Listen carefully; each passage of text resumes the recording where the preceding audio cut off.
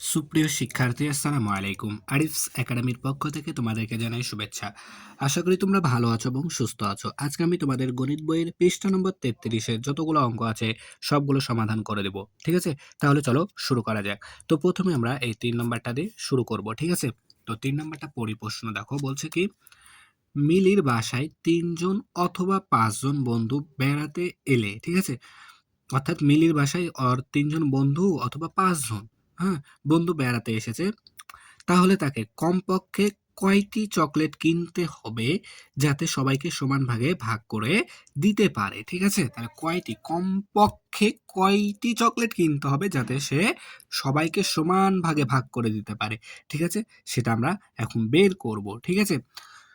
তো দেখো এখানে করে দেওয়া আছে, জাস্ট খালি আমি তোমাদেরকে বুঝাই দেব, তাহলে কিন্তু হয়ে যাবে। ঠিক আছে? তো এটা সমাধান করার জন্য প্রথমে আমাদেরকে কি 3 ও 5 এর গুণিতক বের করতে হবে। ঠিক আছে? 3 ও 5 এর গুণিতকটা বের করতে হবে। তো দেখো এখানে 3 এর গুণিতক বের করেছে, হ্যাঁ? আর এখানে দেখো ডট ডট দিয়ে রেখেছে, এগুলো আমাদেরকে বের করতে হবে। ঠিক আছে? দেখো তাহলে 3 এর গুণিতক আমরা বের করব কিভাবে? 3 এর ঘরে নামতা পড়ে, তাই না? তাহলে দেখো 3 একে 3, 3 দুগুণ 6, 3 তিরিকে 9, 3 চারে 12, তাহলে 3 পাঁচা 15, 3 ছয় 18, 3 ছয় 18, 3 সাতটা 21, 3 আষ্টে 24। ঠিক আছে? 3 আষ্টে 24, 3 আষ্টে 24, তারপরে হচ্ছে দেখো 3 আষ্টে 24, 3 নং 27। ঠিক আছে? 27, 3 দশে 30। ঠিক আছে? দেখো তাহলে আমরা দেখি 3 এর গুণিতকটা বের করা হয়ে গেল এখানে। তারপরে বলেছে কি 5 এর গুণিতক বের করো। ঠিক আছে? তাহলে দেখো 5 একে 5, 5 দুগুণ 10, 3 পাঁচা 15, 4 পাঁচা 20, তারপরে 5 পাঁচা 25, 5 ছয় 30, তাই না? তারপরে 5 সাতা 35, তারপরে 5 আষ্টে 40, 5 নং 45, 5 দশে 50। তো দেখো আমরা কি গুণিতকগুলো বের করে ফেললাম, তাই না? তাহলে দেখো 3 এর গুণিতক ও 5 এর গুণিতক বের হয়ে গেল। এখন বলেছে কি 3 ও 5 এর সাধারণ গুণিতক বের করতে হবে। তাহলে সাধারণ গুণিতক কিন্তু আমরা বের করা শিখেছি, তাই না? তাহলে দেখো এখন আমরা সাধারণ গুণিতক খুঁজবো। অর্থাৎ 3 এর মধ্যে যা থাকবে 5 এর মধ্যেও তাকে থাকতে হবে, তাই না? তাহলে দেখো 3 এখানে নাই, 6 নাই, 9 নাই, তাহলে এখানে আমি দেখি 15, এই যে এখানে দেখো 15 আছে, এখানেও 15 আছে, তাই না? তাহলে এটার মধ্যে কি সাধারণ গুণিতক। ঠিক আছে না?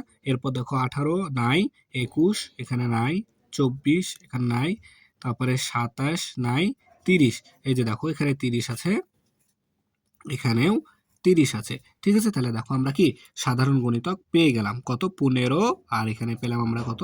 30। ঠিক আছে না? তাহলে 15, 30, তাহলে 3 ও 5 এর সাধারণ গুণিতক কত? 15 আর হচ্ছে 30, 15 আর 30। ঠিক আছে? এখন দেখো বলছে 3 ও 5 এর সবচেয়ে ছোট, 3 ও 5 এর সবচেয়ে ছোট সাধারণ গুণিতক। তাহলে এই যে এখানে সাধারণ গুণিতক পেলাম না, এই সাধারণ গুণিতকের মধ্যে সব থেকে ছোটকে, ছোট হচ্ছে 15, তাহলে ছোট সাধারণ গুণিতক হলো 15।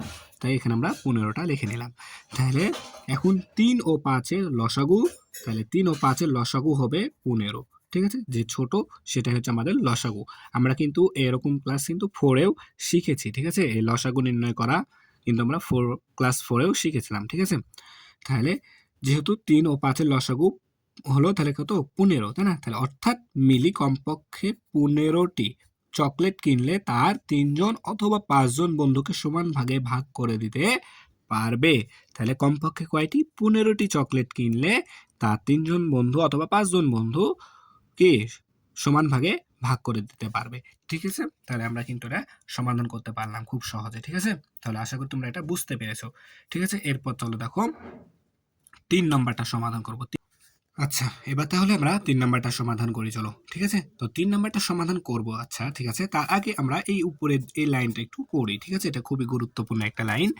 দেখো, তো বলছে কি যে 2 বা ততোধিক সংখ্যার, তাহলে ঠিক আছে? 2 বা ততোধিক সংখ্যার সাধারণ গুণিতকগুলোর মধ্যে 2 বা ততোধিক সংখ্যার সাধারণ গুণিতকগুলোর মধ্যে সবচেয়ে ছোট, ঠিক আছে? তাহলে সবচেয়ে ছোট সংখ্যাকে লঘিষ্ঠ সাধারণ গুণিতক বা লসাগু বলে। ঠিক আছে, তাহলে দেখো সব থেকে ছোট, অর্থাৎ আমরা যে সাধারণ গুণিতক গুলো পাচ্ছি না, এই যে উপরে দেখো এখানে দুইটা পেলাম না, দেখো এই যে লসাগু নির্ণয় করলাম কিন্তু এখানে এই যে দেখো দুইটা সাধারণ গুণিতক পেয়েছে, কিন্তু এর মধ্যে সব থেকে ছোট এই যে বলছে সব থেকে ছোট, সবচেয়ে ছোট সংখ্যাকে লঘিষ্ঠ সাধারণ গুণিতক বা লসাগু বলে। কি বলে?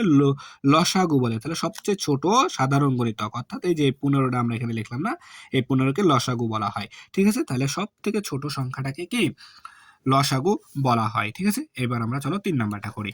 তো দেখো 3 নাম্বার বলছে কি যে 3 ও 4-এর 10টি করে গুণিতক লিখি। ঠিক আছে, 3 ও 4-এর 10টি করে গুণিতক লিখতে হবে, তাই না? তাহলে আমরা নামতা যদি পড়ি তাহলে আমাদের কিন্তু অনায়াসে উত্তরটা চলে আসবে। তাহলে দেখো 3 একে 3, 3 দুগুণ 6, 3 তিরিকে 9, 3 4-এ 12, 3 5-চা 15, 3 6 18, তাই না? 18, তারপরে 21, 24, 27, 30। ঠিক আছে না? তাহলে দেখো আমাদের কিন্তু 3-এর ঘরের নামতা পড়ে পড়ে আমরা কিন্তু 3-এর গুণিতকটা বের করে ফেললাম। এরপর দেখো 4-এর গুণিতক, তাহলে 4 একে 4, 4 দুগুণ 8, 3 4-এ 12, 4 4-এ 16, তাই না? 4 4-এ 16, 4 5-চা 20, তারপরে 24, 28, 28, 32, 32, 36, 40, তাই না? তাহলে দেখো আমাদের কি 4-এর গুণিতকও হয়ে গেল, নামতা পড়ে পড়ে কিন্তু আমরা করলাম, তাই না?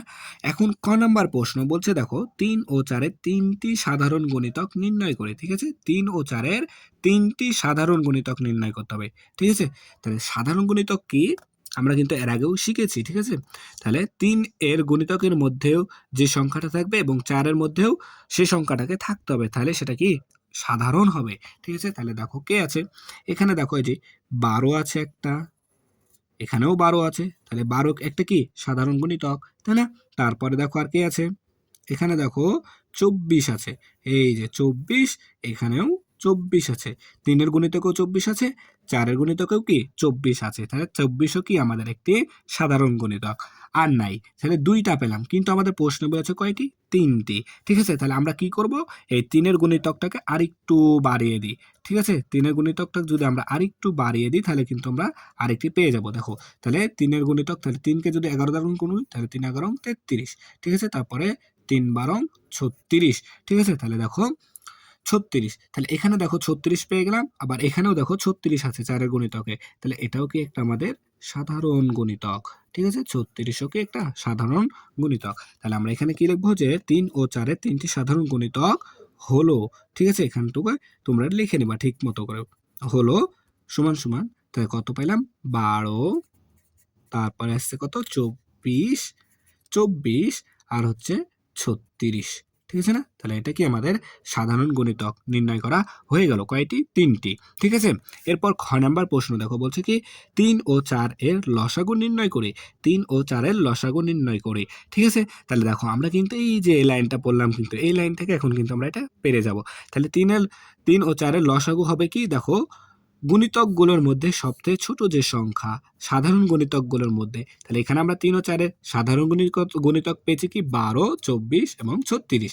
এর মধ্যে যে ছোট সেই কি আমাদের গুণিতক কি লসাগু না? তাহলে এখানে ছোটকে এই যে 12 আমাদের ছোট, তাহলে 12ই কি হবে আমাদের লসাগু। তাহলে আমরা এখানে লিখবো যে 3 ও 4 এর লসাগু